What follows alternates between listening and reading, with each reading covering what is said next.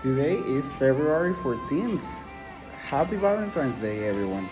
But, can I tell you something? So, what is that we are celebrating?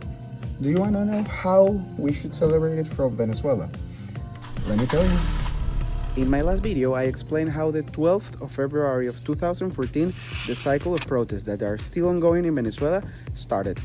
But I forgot to tell you something. I've already told you how the protest started as a symbol for young Venezuelans and students to raise their voice against the regime. But what you don't know is that we had some help. We had some politics like Leopoldo Lopez or Maria Corina Machado. And if you didn't know about Leopoldo, I'm gonna tell you something about him.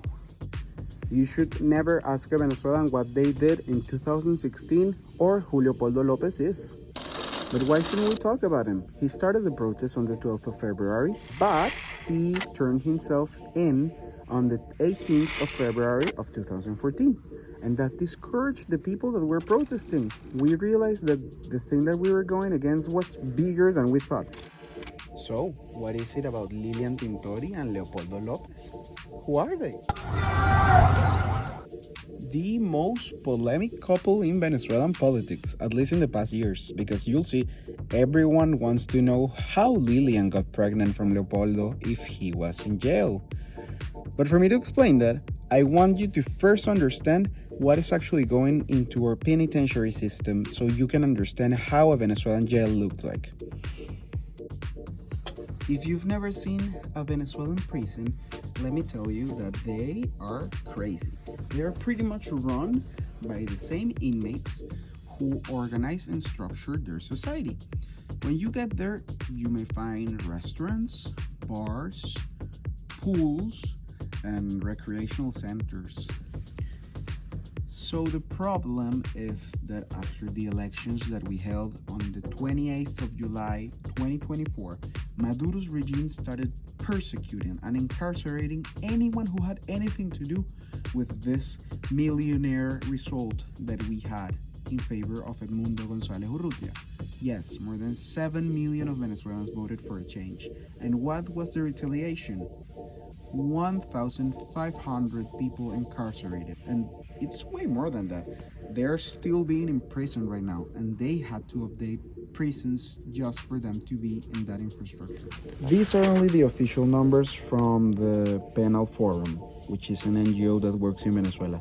But do you know that more than 200 of these people were women, and more than 129 were teenagers between 12 and 18 years old? So, can someone tell me what happens to their families? The answer might seem simple. The truth is, it just keeps getting more and more sad.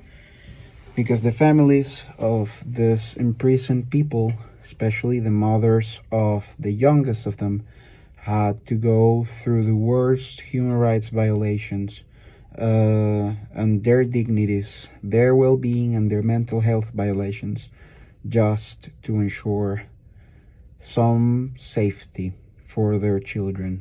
And we know by heart that there is nothing as powerful, as big as mother love. So, just like Lilian Tintori had to do and negotiate to actually get to see her husband and ensure some safety for her family, Venezuelan mothers does this every single day, putting themselves in risk and not getting enough credit for it. Who is going to speak for them?